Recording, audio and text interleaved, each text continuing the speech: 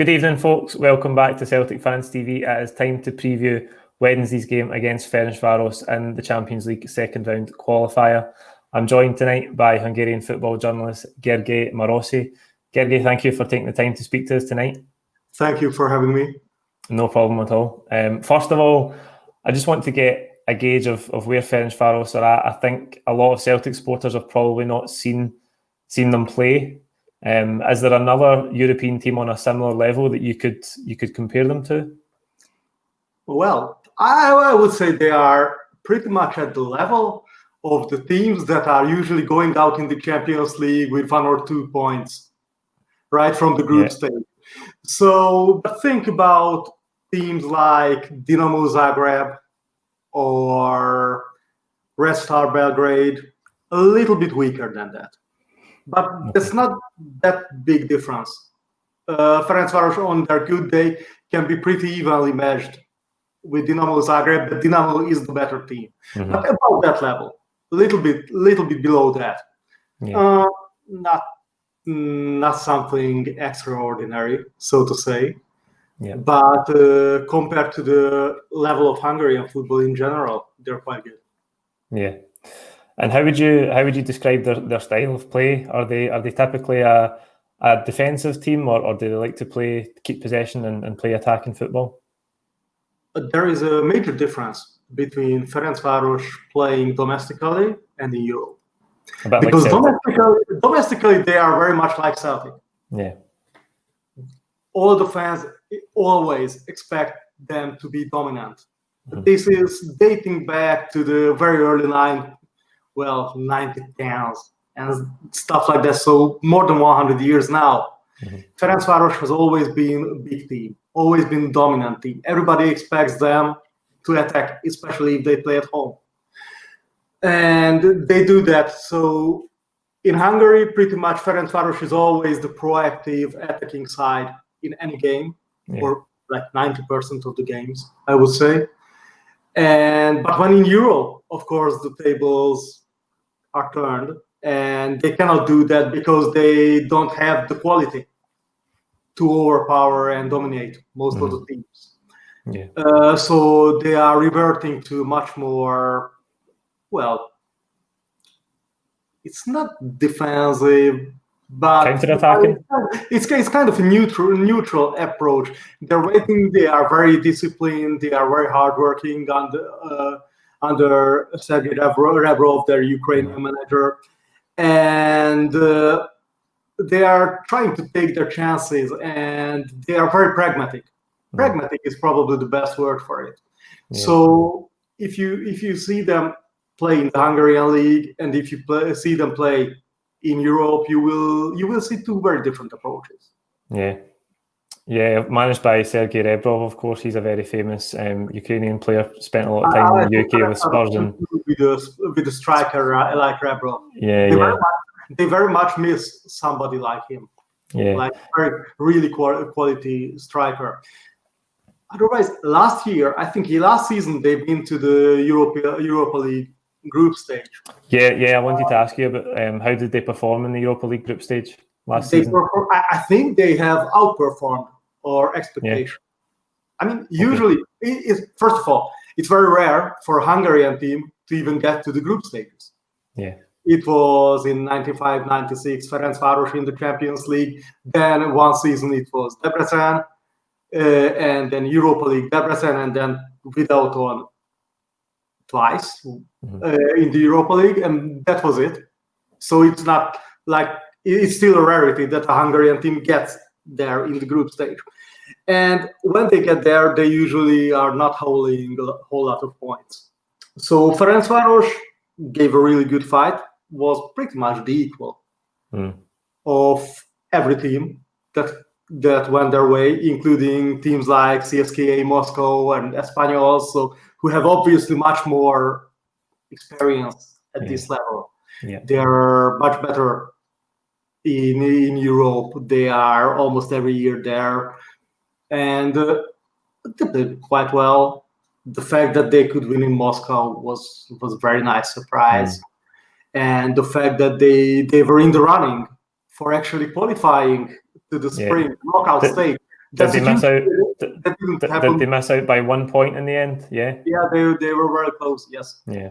And that no Hungarian team survived until the spring. I don't know, since 2000, something like that. So quite a long time. And I think this gives them quite an edge over other Hungarian teams in Europe, because now they know how it is. Now they know, okay, they didn't play against a really, really major side, but still, they were playing teams from better leagues who are used to playing higher tempo football. Yeah. With better resources than they have as well, yeah. Yeah.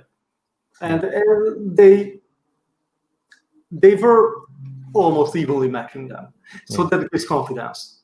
I think if this matchup was 2 years ago, then Ferencvaros might have been a little bit intimidated by Celtic.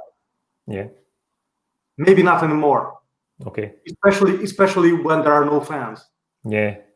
Yeah, that was something I wanted to come on to next. Obviously, it's a one-legged tie, which is rare in these qualifiers.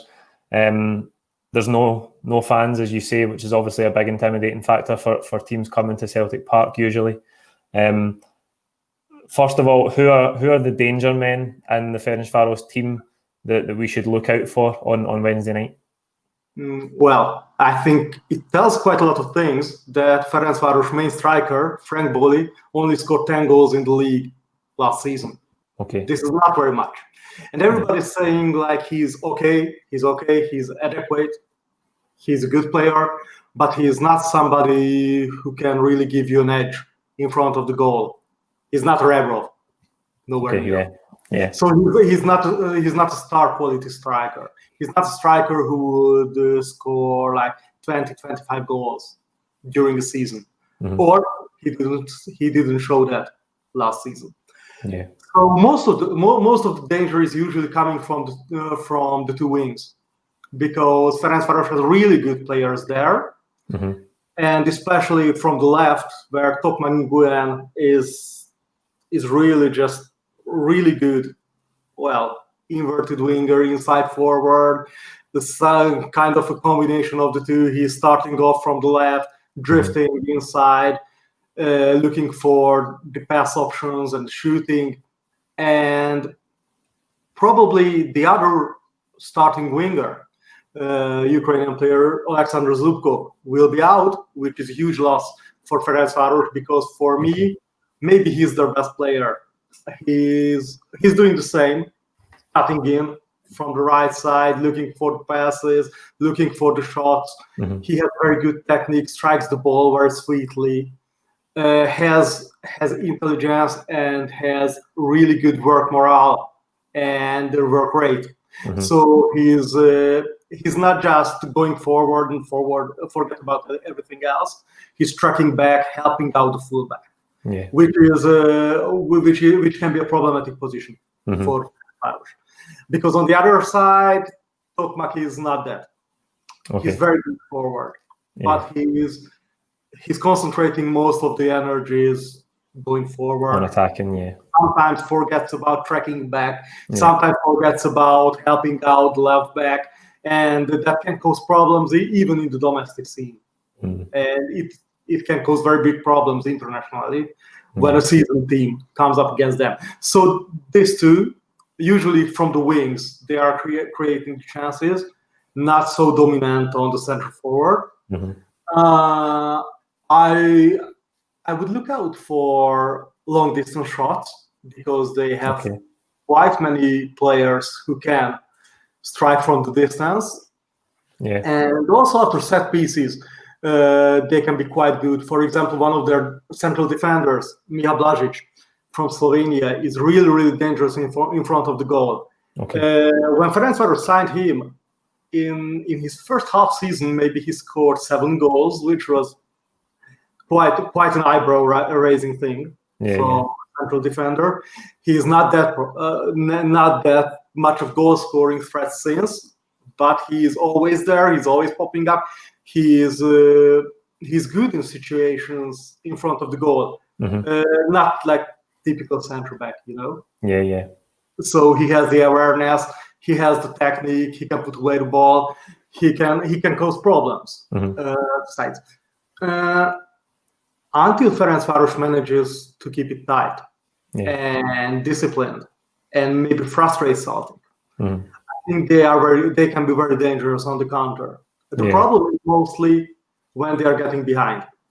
Okay. Because in Hungary, they usually have much more quality than the opposition. Yeah. But in Europe, this is not the case, and I have doubts about Ferencvaros being able to turn a game away from home when going behind. So if their match plan is not working out, I have big question marks. And also, they don't have that many good strikers coming in from the bench. Okay, yeah. Area they probably should strengthen.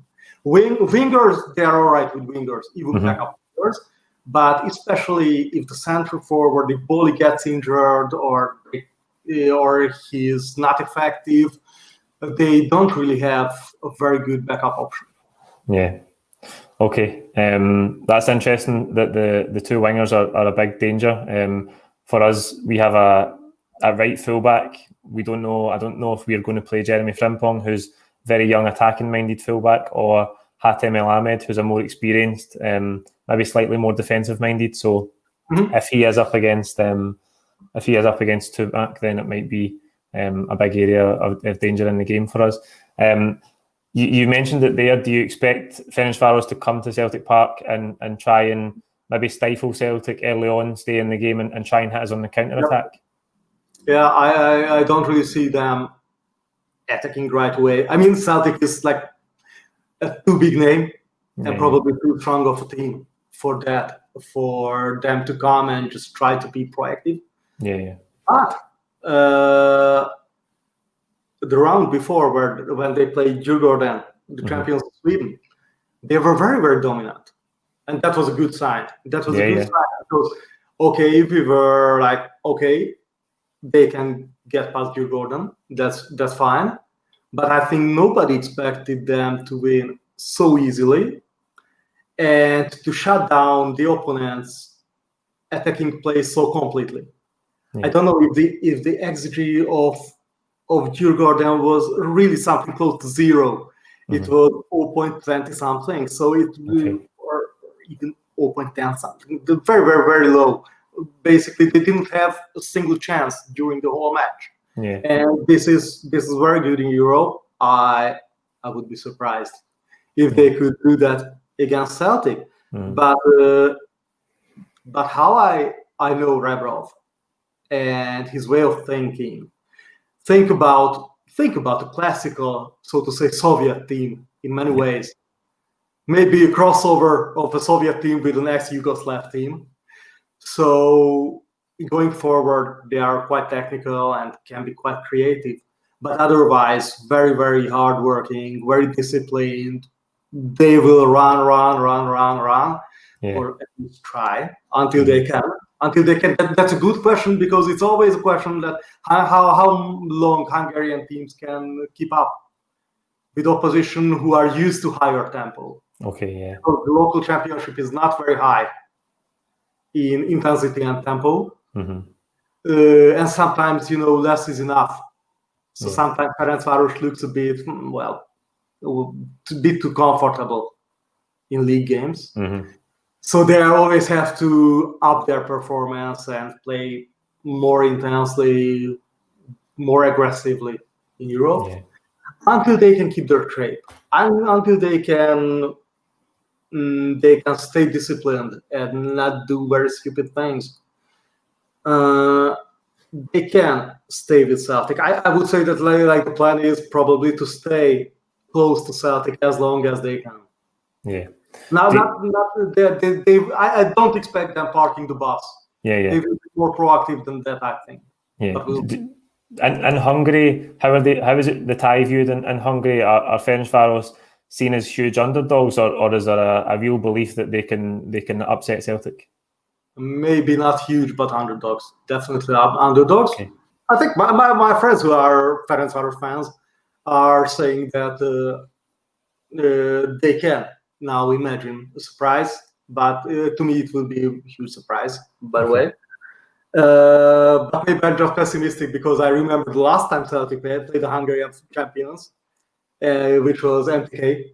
MTK, And they had pretty much one of the best squads of the last 20 years in Hungary then. Okay. And they were pretty much annihilated. So yeah. Well, if that's any consolation, we need to be very cautious. Yeah, we had back at that time we had one of the best Celtic teams in 20 or 30 years as well. So probably that was the difference. Yeah. In that.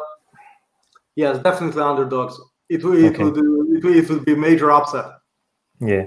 For our thinking, and one of the I think if they won, it would be probably the best Hungarian away win at any European Cup tie.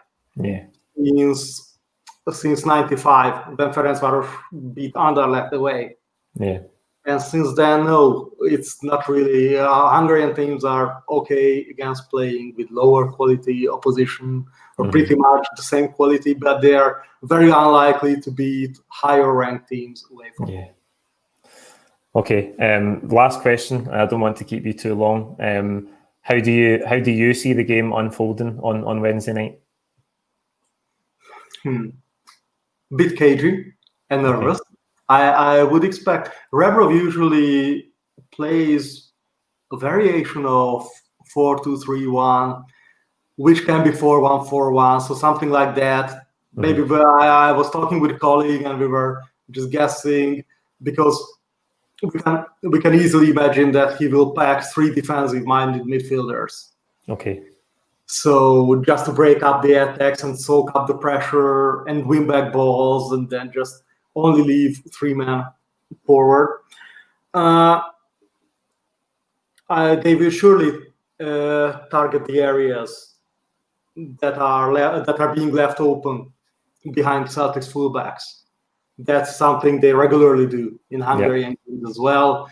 They are opening up the channel long ball to Tokmak on the left or whoever plays on the right. It can be Zubkov, but now he's injured, so probably the Brazilian Israel. And then they will look to combine with center forward or try long shots. And cagey and close. I would be surprised if this ended up as a blowout. Yeah. For Celtic, I can't imagine it ends up as a blowout for Ferencvaros. I can imagine that winning like 1-0 or something like this, 2-1. Yeah. But not with a wide margin. I think a lot will depend on them not doing silly mistakes in the back, which they are sometimes prone to, and how they react if Celtic is playing very intensely. In the first round of the Hungarian League, they played MTK, which is the eternal derby of the Hungarian game, it's like Celtic Rangers. Even the colors are similar. And MTK are newly promoted this season, and they have a very youthful team with a German coach. And they are really pressing high tempo, high intensity, a lot of running, a lot of sprinting, very youthful team. And Ferencvaros didn't like that at all. They got away with a draw, but they were a bit lucky to get away with the draw. So if Celtic are taking the game to them and pressing very intensely and trying them very intensely, I'm really curious how will they stand. Okay, brilliant. Gergely, thank you so much for your time and for your insight. That gives us a much better idea of what we're going to be facing on Wednesday night. That's it. Like the video, comment with your own thoughts below. Please don't forget to subscribe if you haven't already. And we'll see you tomorrow for the starting 11 prediction for Wednesday's game. Thank you.